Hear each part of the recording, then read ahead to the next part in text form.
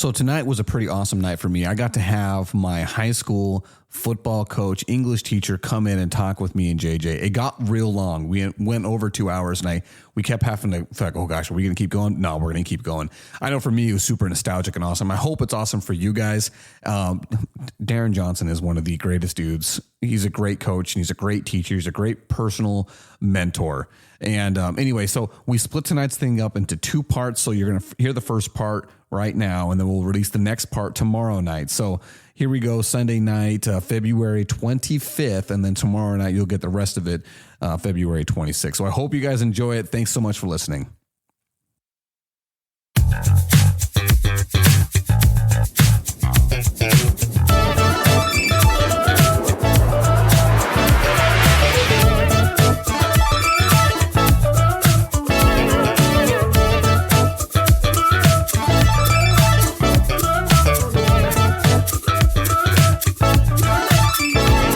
All right, welcome back, everybody, to the JJ and Pug Show. This is the February 25th, 2024 episode.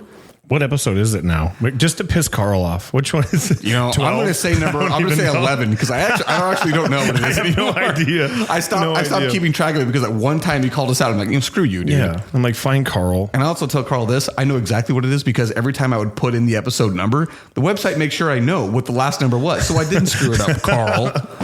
Do you remember Carl Roth, Coach? I do. Crazy Carl. Oh, he remembers Crazy Carl. Crazy lost Carl. My memory. He is crazy. That's funny. Right. So everybody who did not recognize that, recording from the Highland Communities podcast studios, this is the JJ and Pug Show. See, I told you need a checklist. You need a checklist for sure.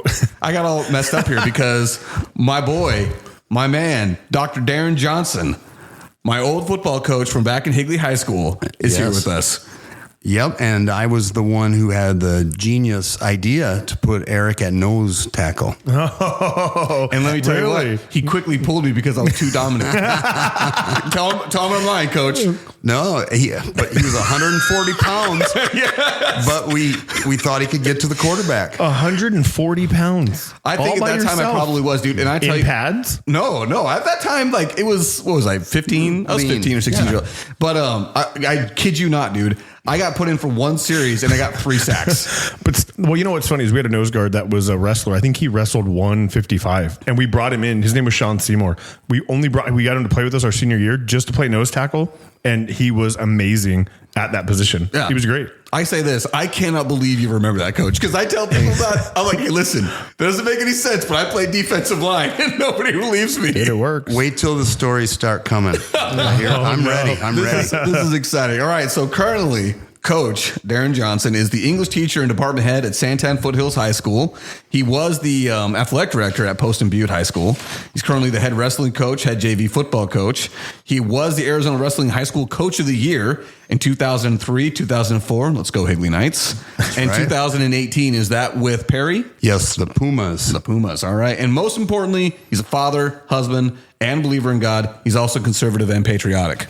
All right, so Coach, happy to have you here, man. Yeah, this is awesome. I threw it out there just like kind of the joke with you. And then when you said, yeah, I said, well, yeah, let's do it. This is going to be great. Dude, I was so excited when you even said you wanted to be on it because this is fun. I got to say this, Jason. This is so fun, isn't it? Oh, absolutely. This is a blast. I had so many people reach out to me this past week, specifically my family. So my nephew just got married. And so I'm at the wedding dinner and my whole family was coming up and being like, oh man, I've been listening to the show. And I'm always shocked when people will tell me that. Right. But every one of them was like, listen, specifically my nephew, he is a hardcore sports fan. He and I get along so well because we talk sports all the time.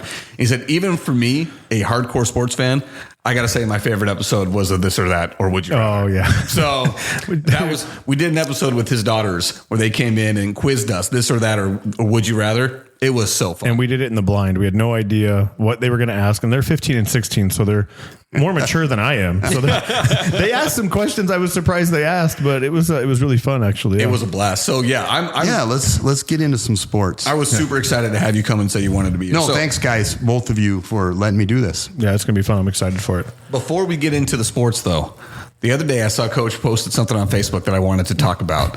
I put it on the show notes as phrases that irk. Coach, go ahead and give the post, give the story behind that post. Well, I'll tell you my sports one, and then I have one that's specific to teaching.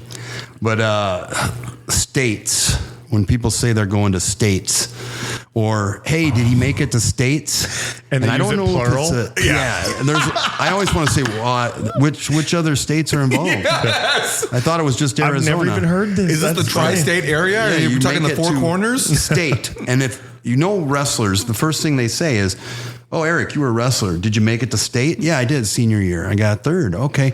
And then there was a guy that is in the same district as me, and he put a picture up and it said states ! And I thought, okay, here we go. What an idiot. I have to do this. I said, I have to do this because it drives me insane.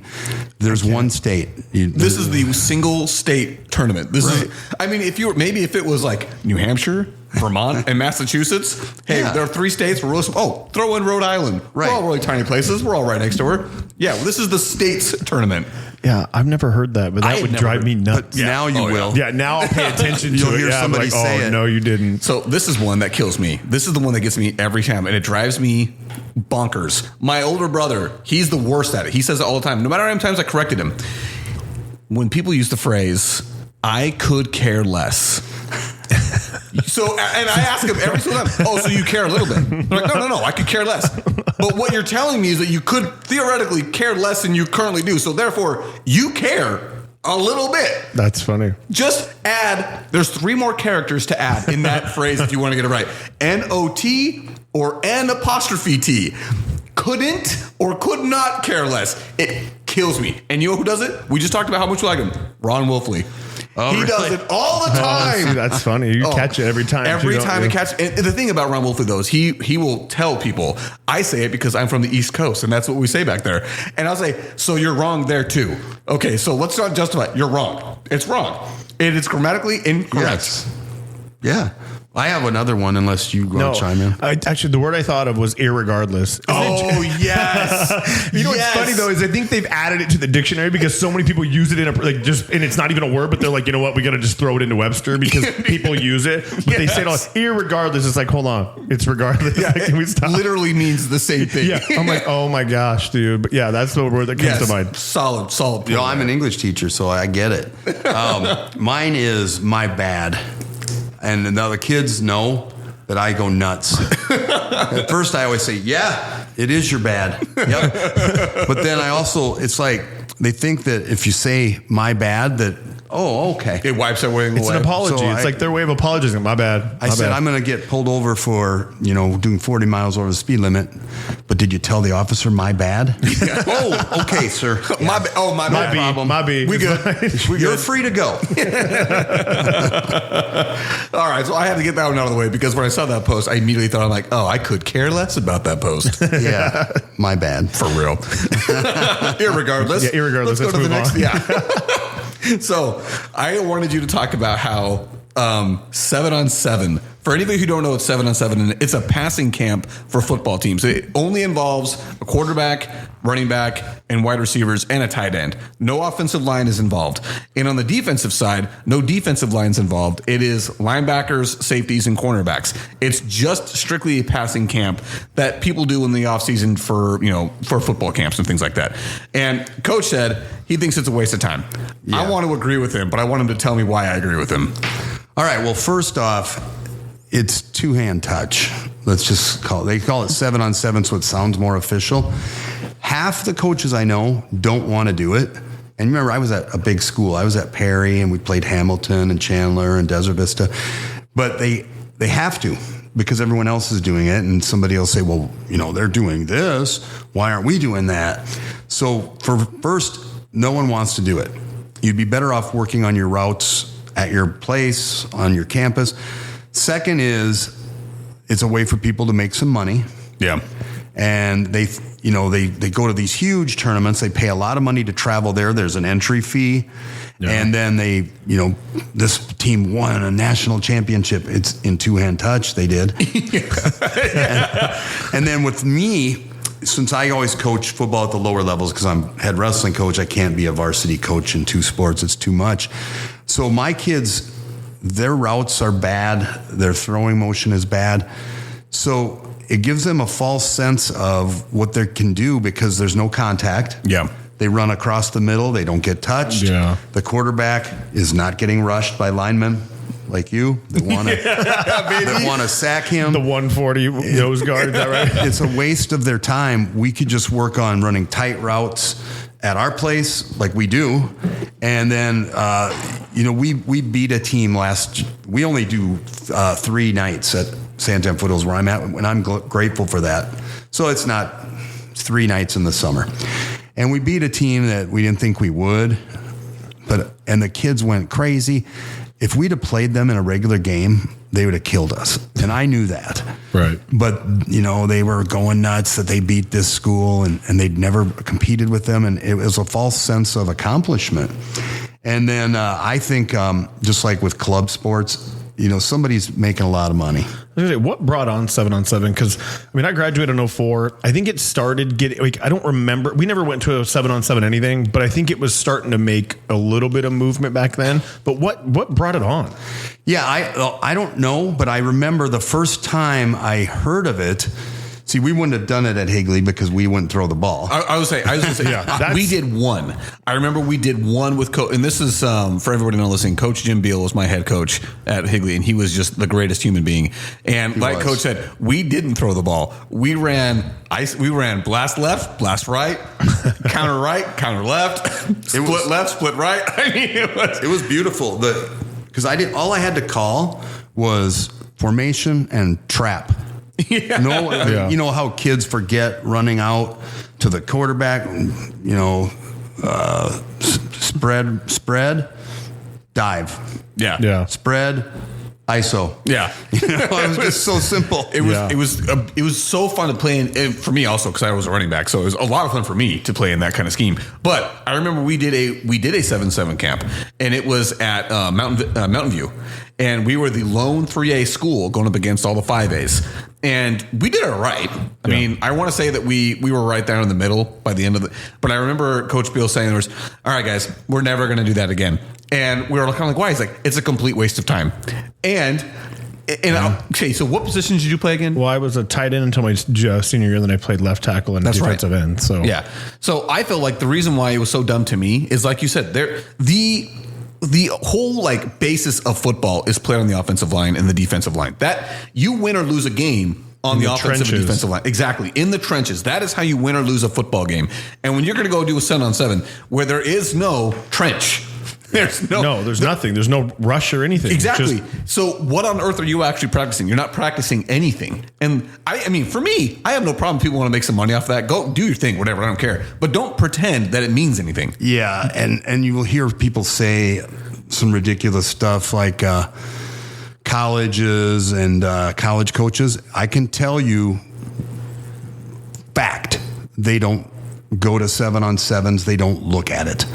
They can tell you whatever they want, but they do not. And it's funny because it's such a big thing. You would think that's the reason, that's the driving force, right? Oh, it's to help get recognized and all this kind of stuff. But at the end of the day, you're right. And I've never heard it put at it's 2-hand touch. But I think flag football is almost more competitive because you have a rusher. Yeah. It may take 3 seconds or 5-second rush, whatever, but you still have somebody coming at you. Whereas you're just sitting there waiting for, something to happen. And you just kind of wait. Because I don't know the rules of 7-on-7. Do you have a time? Do you have a throw time? How's it work? It depends.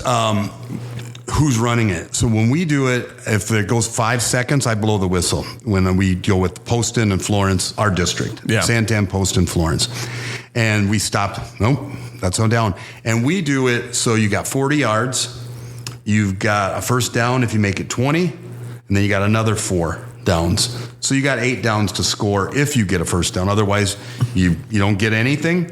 The other team goes back to the 40. Yeah, and I guess it's good because kids get excited for it and things like that, and anything that gets kids active is good, but it's not going to tell you what kind of team you have. It's just not going to. No, I'm with you on the if it's strictly something to get kids out, yeah, super successful. Let's do it all day long. I'm all on board. That's great. But I'm taking the two hands out of it and I'm putting flags on, because how much harder it is to grab someone's flag than it is to touch them with two hands. Grabbing a flag, way harder. And I'm not pretending like it's the hardest football there is. It's not. But if it's strictly that, like, hey, we got to get these kids off the couches at the summertime, we got to get them moving, I'm all on board. But if you're trying to tell me this is actual preparation for us to be a better football team, it can't. How on earth could, like you said, because one thing I learned, I remember learning this quickly. I had to play backup quarterback once because Zach, I don't remember, he had twisted his ankle or something like that. I don't remember what it was, but no, it wasn't a backup quarterback. I was like the third string quarterback because I was the starting running back. But it was a toss right, halfback pass, right? That's what it was. There we go. And I remember I get the pass, I get the toss, and I've only practiced this without pads on, and it was against Fountain Hills High School, and I went to go throw this thing, and I was like, oh my gosh, I can't move my arm because you got running back pads on. Yes. Yeah. So like I went to throw it, and it was the worst possible throw, picked off. Obviously, I ended up tackling the guy, but I remember thinking at the time, like, how on earth does a quarterback ever throw the football with these freaking things on their shoulders? It totally limits your range of motion. But 7-on-7, you're not throwing it with shoulder pads on. So how on earth is this telling you anything about how good you actually could be as a quarterback or a receiver? You're, like you said, running over the middle. You're not worried about getting destroyed. Yeah, it was. It didn't give us anything, and I have always said, let's just, we're on the field every day, Monday through Thursday in the summer, and we're in the weight room for an hour each. Yeah. And we get more out of that because I'm standing there. I'm like, no, this is where you break on that route. Put a cone there. Yeah. Get your hands up. And we get more out of that time than 7-on-7s. But again, it's keeping up with the Joneses. Yeah. Every school does it. Now it's like you can't not do it. And that's another, like, Saturday practices. I'm against that. If I was a head coach, we're not coming in on Saturday. No, we used to do film. We'd get up, go watch film. We just watch the game before. If we were going to do anything, that's all we would do. We have full practices at most of the places I've been. And that's crazy. It's not like we're hitting or anything, but when I was in high school, this is the late 80s, but my buddies back home in Minnesota, I tell them about that we come in for 2-3 hours on Saturday. And they said, well, didn't you play Friday? Yeah. I know. I'm like, no. I'm sleeping, I'd be so beat up because I was a two-way lineman. Yep. I'm sleeping till 10, 11 a.m. and my dad's making me breakfast, and I'm not going to refueling for the week. I'm not going in and doing agilities and running. And I know they think we're getting the kinks out and doing all this.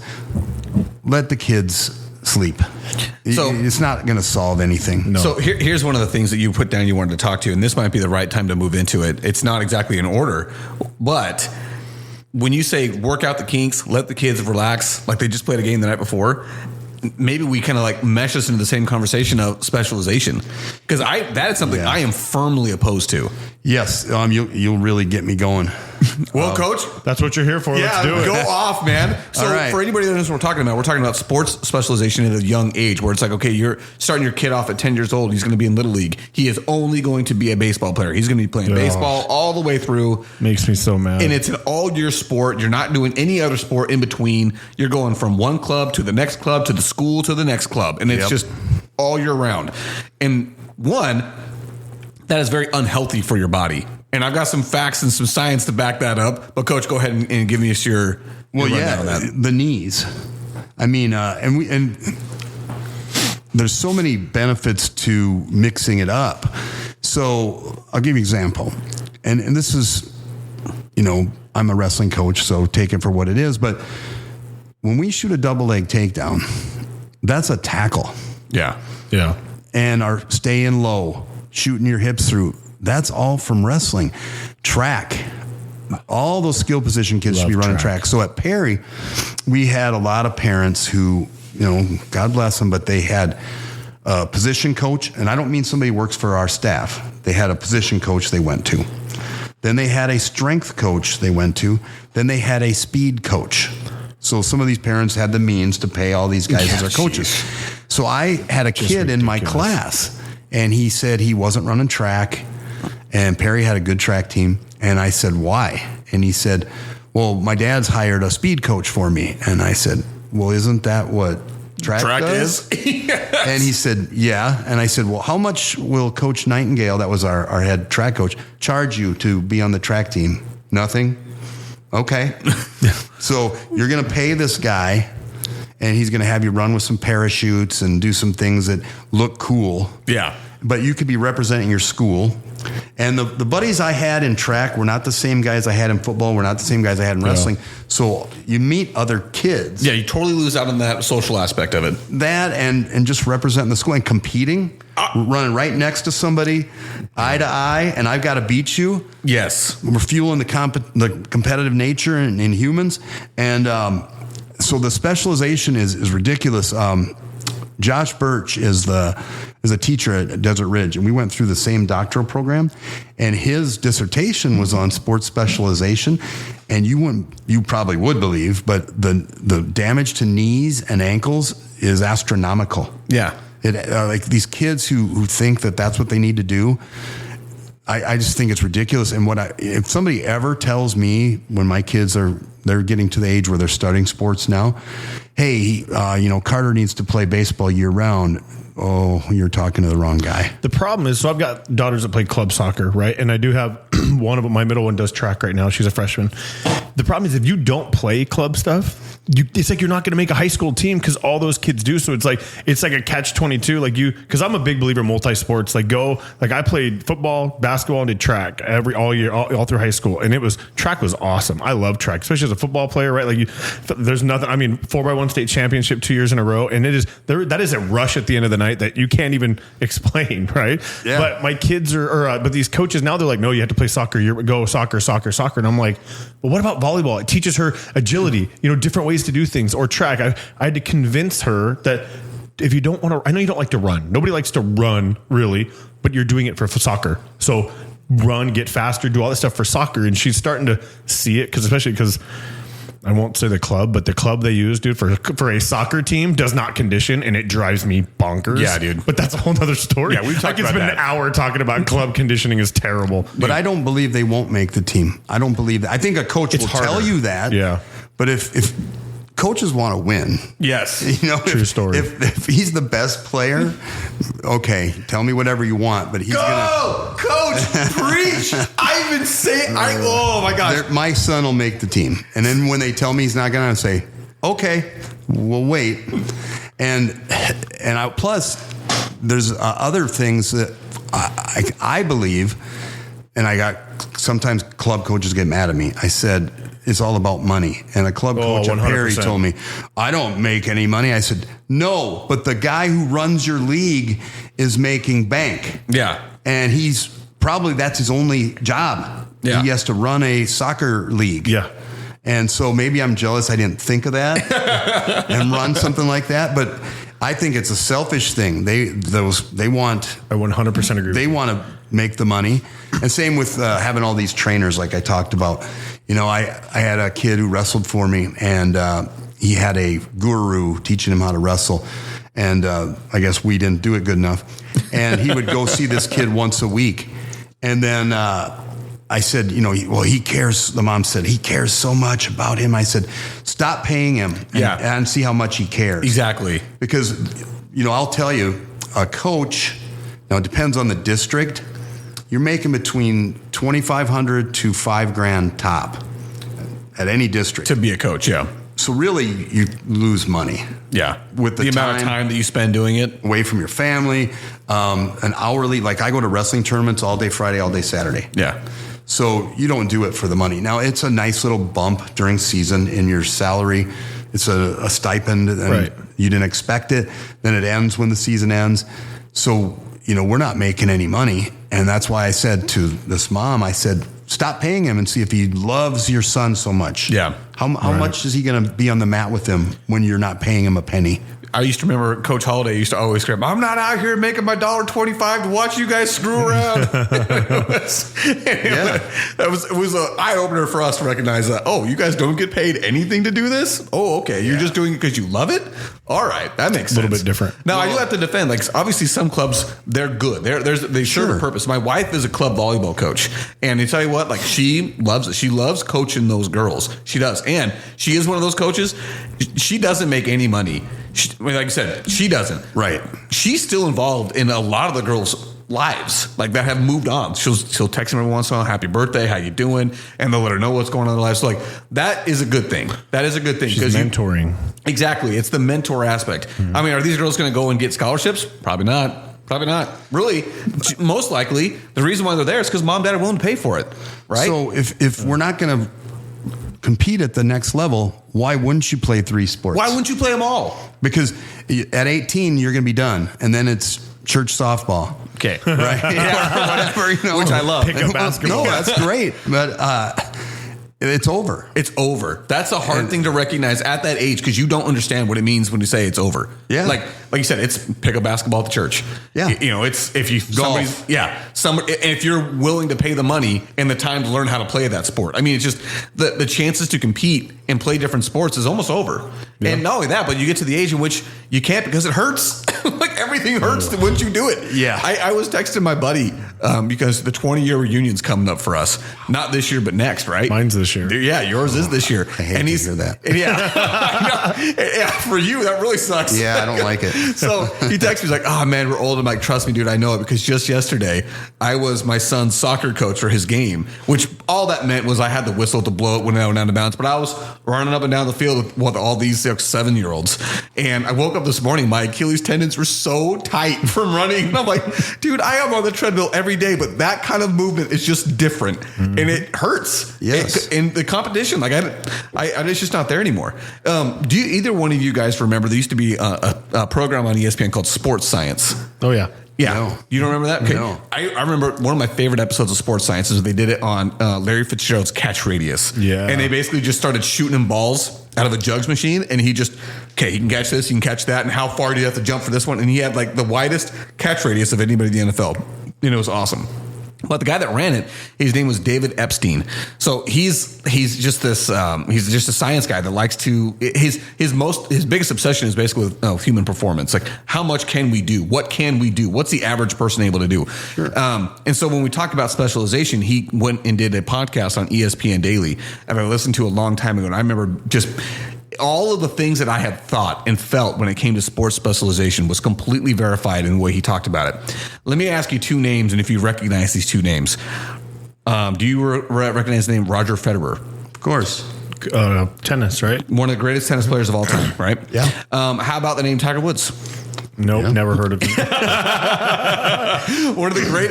He could Scandalous, something but had to do with that, right? Yeah. There was some scandal there. He was a Swedish wife. I think he golfed a little bit. Just a little bit of golf, yeah. Not really what he's known for, though. Not anymore. Unfortunately, no. But okay, so Tiger Woods was on the trajectory to be the greatest golfer of all time at an insanely young age. And then what happened to him? Body broke down. Yeah. Body broke down. Back and was knees, right? It might have been his knees, but it was mostly his back has been his problem, right?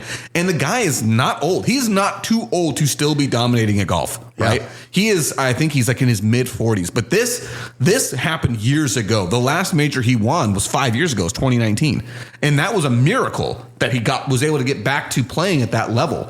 So that's a guy at a young age for a sport which you should be able to play well into your, if you want to go on the senior tour, you can play that until like 75, right? So he can't. His body's breaking down. He had to drop out of his own tournament he just did because he couldn't continue to go. He was in so much pain.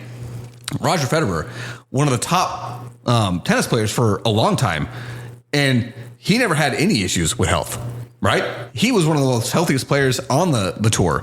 On what's the top? It's not PGA.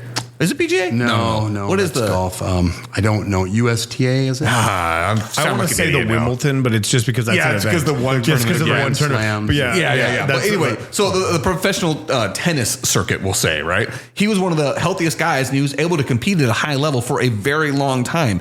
And David Epstein, in this podcast, lays it out. And the reason why that is is because Roger Federer growing up played everything. He didn't get into tennis until he was much older in life, like probably 17 or 18 years old when he first started playing tennis, which is not typical for today's youth. Today's, you can just pull that, don't worry about it. Okay. Yeah, you can move that thing. If you want to sit back, move that thing all the way.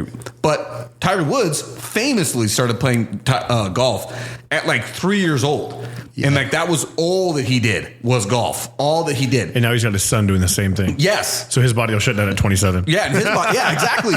But it's because all of that specific movement wears down your body. While Roger Federer played everything that was available to him, he was a well-rounded athletic body where he could basically do whatever movement he needed to because he wasn't specialized in one specific sport.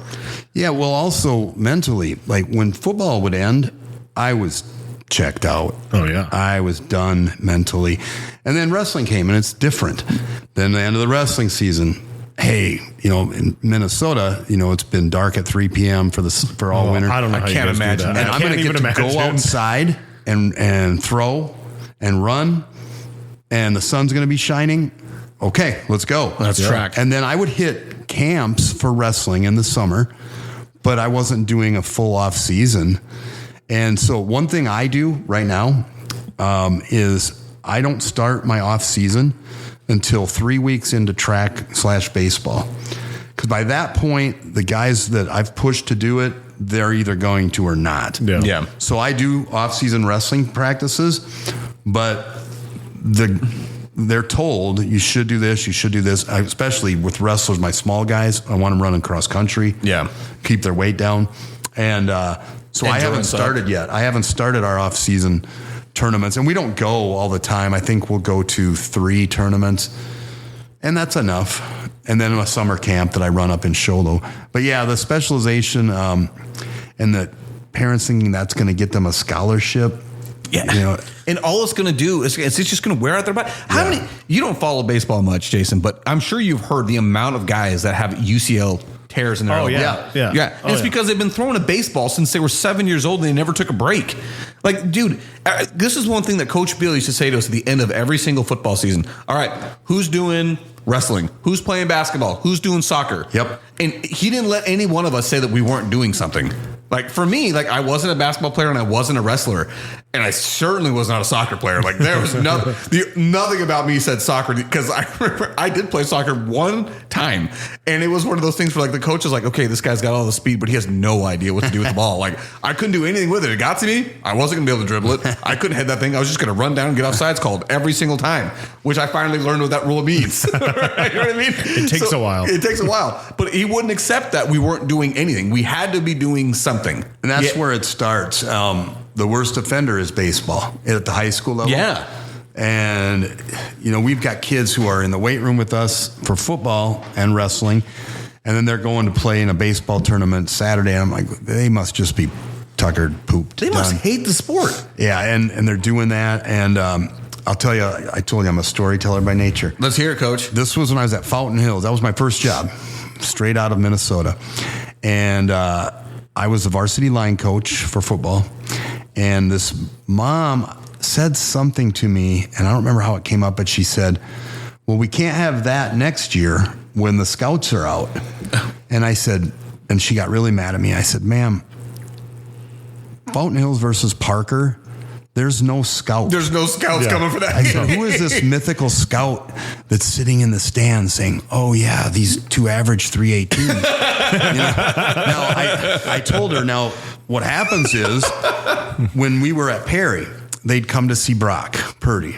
And even then, he didn't get heavily recruited at first. No, he didn't, yeah.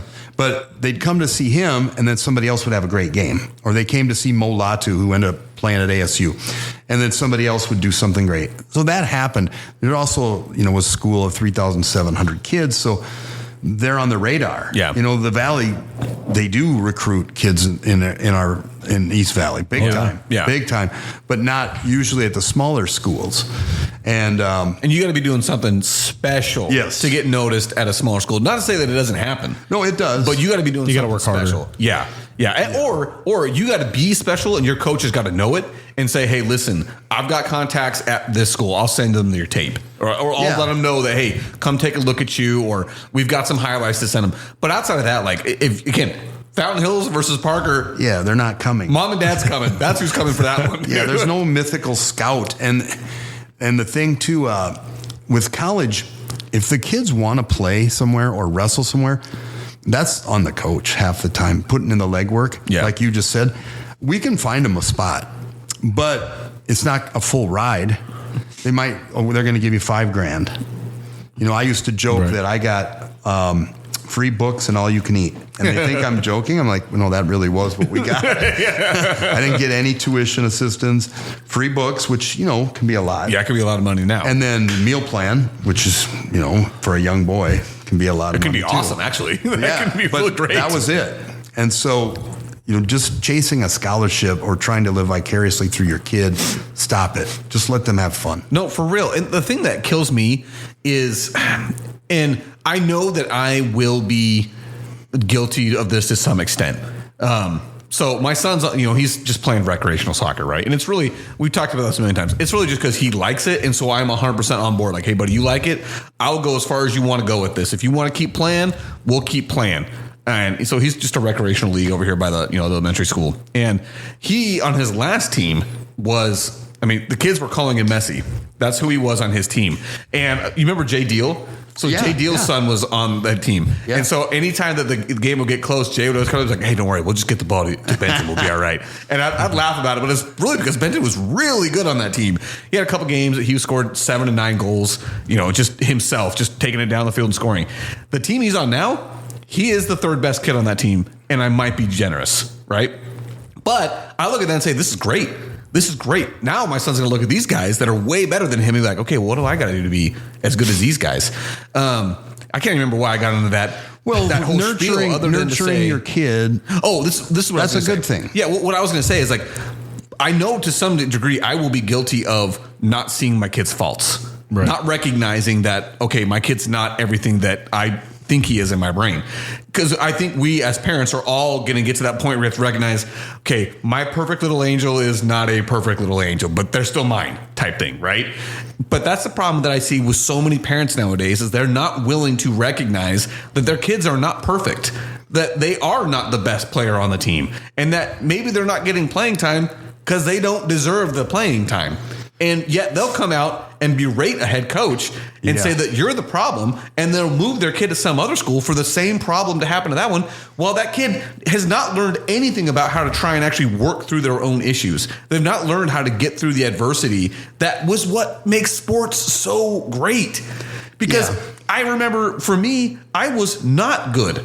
I wasn't very good at all my freshman year. I broke my collarbone, came in late, and then I had one play. I had one play that I made a really good run on, where it was like the guy, I can't remember who we were playing. It was somebody out in the West Valley, like in Wickenburg or something like that. And this was my freshman year. The running back had like a long breakaway run from like the 20-yard line. I was on the opposite side of the field, and I ran him down and chased him and tackled him at our 3-yard line, right? And I remember like being treated like a hero. I got the wind knocked out of me, and I thought I was going to die. Like I was already gassed from running, and then the way I landed right on his feet, landed right in my stomach, and knocked the wind right out of me. You know that feeling? That feeling when it happens like the first time. You can't catch your breath. Yeah, you honestly think you're dying. For like, sure. I'm going to die. I'm going to die right here. And I remember I got pulled off to the sideline. Coach Adams was patting me on the back. My gosh, I was so great. And that really made me feel like, okay, maybe I can do this. I can do this. And it was that confidence boost that I needed. But it wasn't because I was given to me. It was because I had to work through. I came onto the team late because of my broken collarbone. I had to work my way onto the field because I wasn't the guy that listen. If Jason walked onto the field right now, I'd be like, oh yeah, let's find a spot for that guy. That guy deserves to be on the field. When I see me walking the field, I'm like, okay, that guy he'll work his way. 140 pounds, you said you were, and you were 16. I was 215 when I was 16. Dude, no, when I was 16, I was 150 maybe at most. My gosh. Yeah, I was. Yeah, I graduated at 165. In eighth grade, I was 193, bro. I vividly remember that weight, trying to fit in a size 32 pant. What grade? Eighth grade. Dude, I specifically remember in 6th grade crossing over the century mark and being like, all right, sweet, I now finally weigh as much as my girlfriend does. Well, there's so many things that we can take, like you said, that sense of accomplishment that get you through life. like all the things that I battle, I learned from sports. Yeah. Mom and dad were great. My brother was great. I had a great childhood, but I have rheumatoid arthritis. So there's some days that I can barely walk, but I grit my teeth and I get through it. That came from football and wrestling. Yeah. 100%. That didn't come from my dad telling me I was a good kid. He did that. Yeah. But, and then when, emotionally, when somebody dies, my parents both passed, getting myself up the next day and getting back at it, that mental toughness came from sports. So, and every day, most of the time, there's one day a week where, you don't want to go to work. Yeah. But it's usually Mondays. Yeah. The Mondays, right? But you do it anyway. Yeah, like the Mondays. Tomorrow morning, I may want to sleep in, but I'm not going to. Right. And you know what? Because when people hear this, like, oh, coach, he called it in. He just told us he was calling it in. You can't do that now, man. There's so many days where I'm like, I have all these sick days where I could just sleep in, take the kids to school and take a long nap. Then I kind of beat myself up. Like I'm my own coach. And I say, get up and go. Let's go. Yeah. It's battling adversity. Yep. It's something you're taught to do in every sport because you're never winning all the time. Mm-hmm. You're losing plays, you're losing moments, you're losing innings. Like you're never winning all the time. So it just teaches you from a very young age to keep pushing. That humility. Up. Yeah. Yeah. I mean, I've had my butt kicked. Oh, for in sure. Football and in wrestling in front of a girl I wanted to date, my aunt and uncle, my mom and dad. Mm-hmm. Yeah. But lesson learned. Man, it teaches you things you don't want to have happen to you. Like I vividly remember my junior year watching the seniors cry when they lost in the playoffs. Oh yeah. Right. And you were like, no, like we are going to go to work and we are going to and that transforms into life, right? Like, no, I'm not going to turn out like my parents or whatever. I'm going to make something of myself. It just starts at such a young age. Yeah. And sports is just fundamental for everybody. It's really, for me, it's like a petri dish for turning yourself into something. 100%. And I'm not saying that everybody excels at high school sports. It doesn't have to be sports. It can be any kind of discipline, right? Yes. It doesn't have to be a sport. It's just some kind of discipline that you take in. Because some people aren't athletically gifted, right? But they can walk up to a piano and play that because they put the time and effort into that. Yeah. And that brings me back to what David Epstein, the sports science guy, he has a book. He came out. It's called, let's see what the name of the book here is called Range, Why Generalists Triumph in a Specialized World.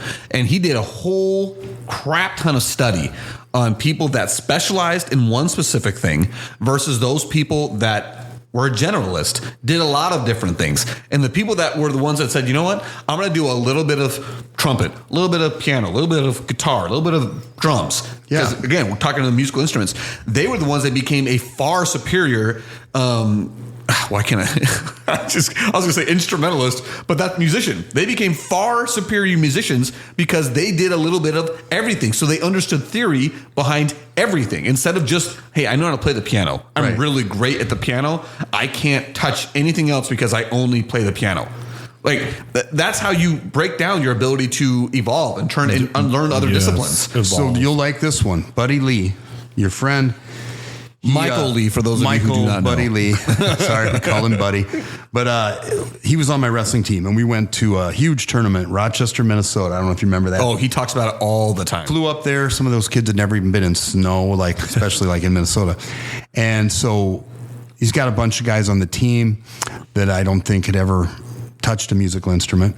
We're taking a tour of the Mayo Clinic, the real Mayo Clinic, not the satellites. It's in Rochester, where presidents go for their physicals. And there was this grand piano sitting there, and they said, if anybody wants to play it.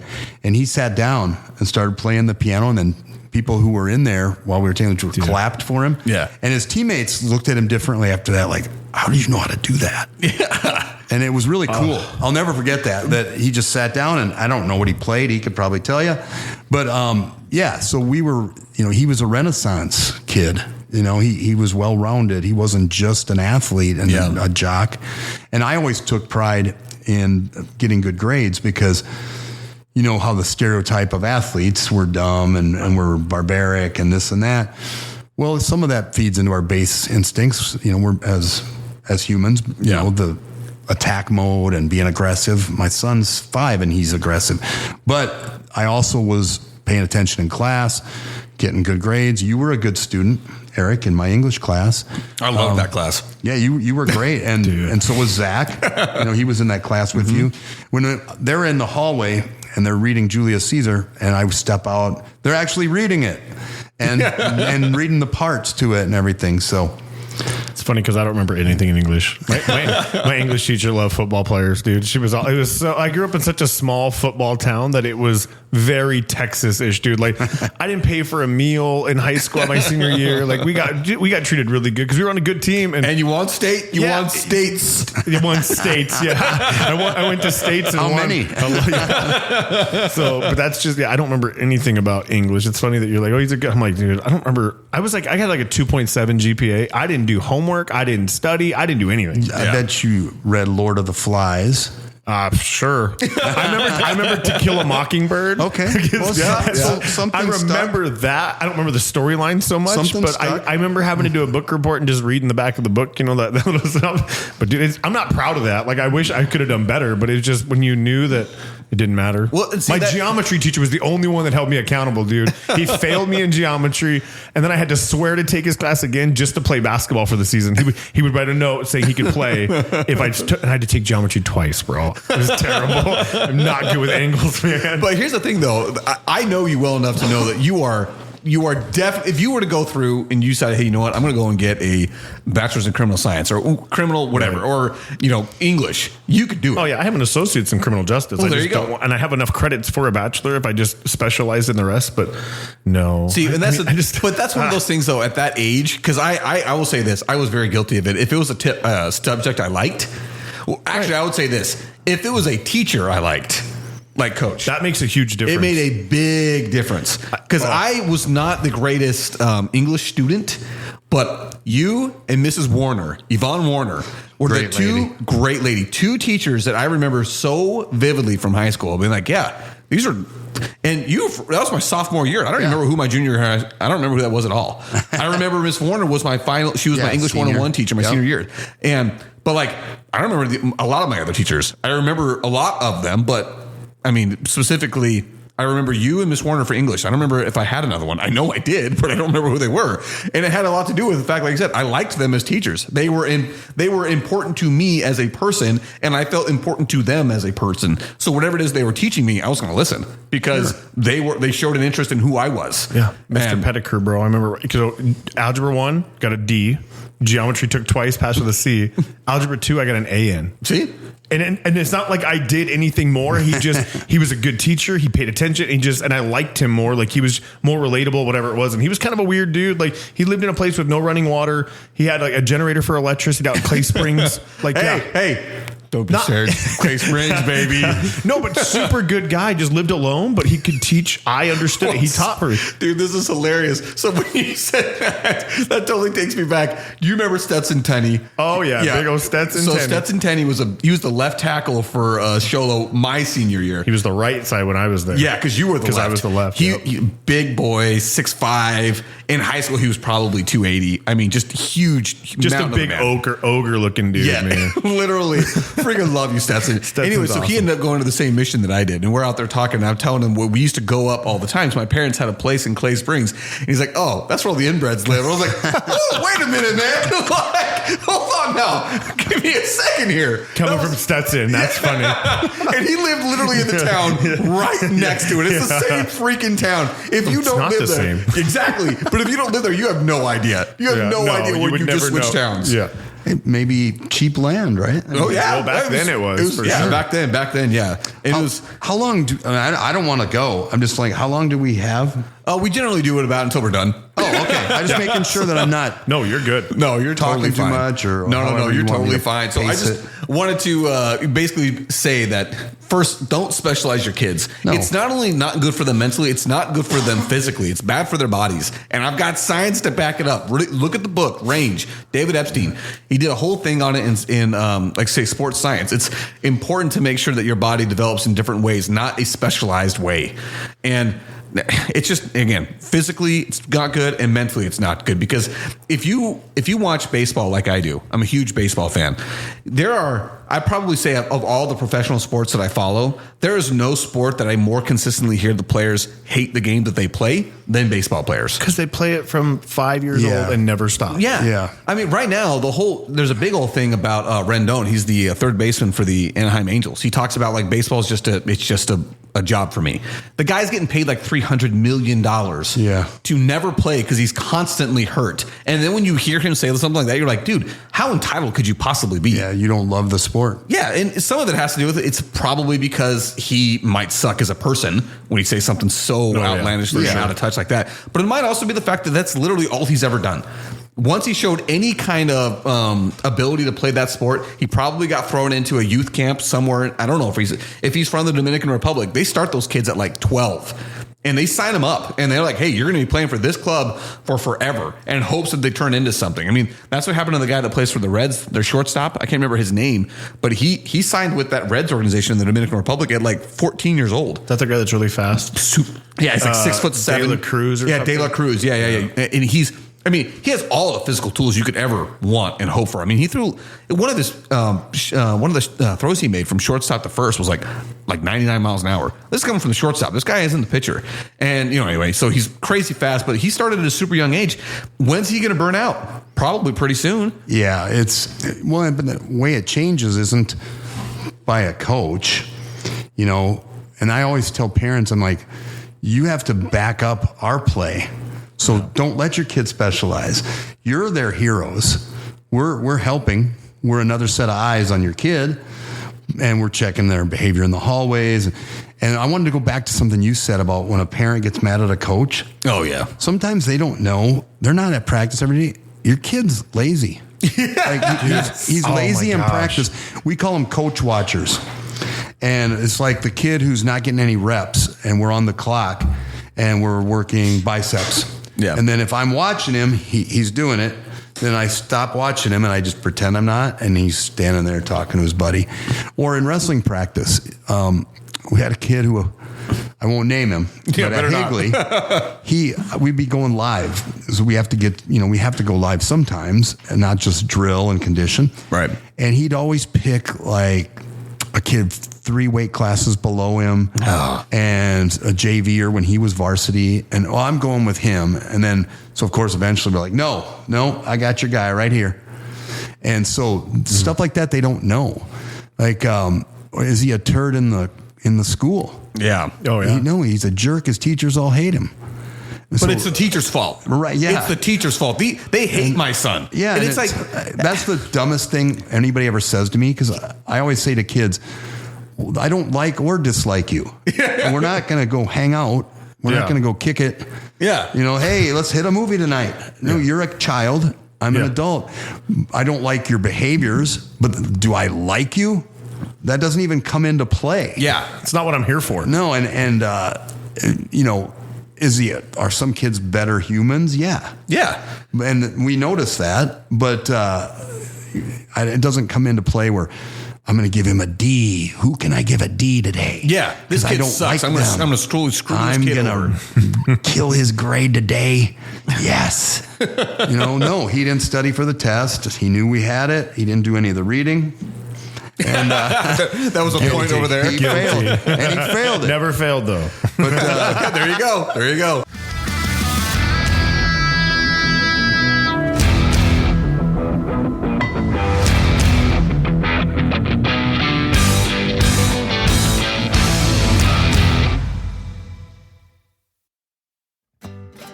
Does your house need a facelift? Do you look at your house and think, man, it just needs more curb appeal?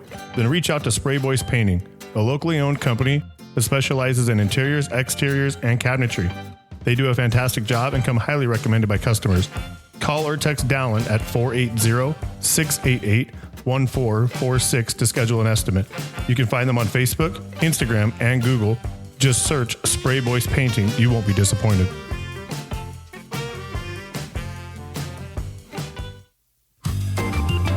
The JJ and Pug Show theme song was written, composed, and performed by Lane Hartman.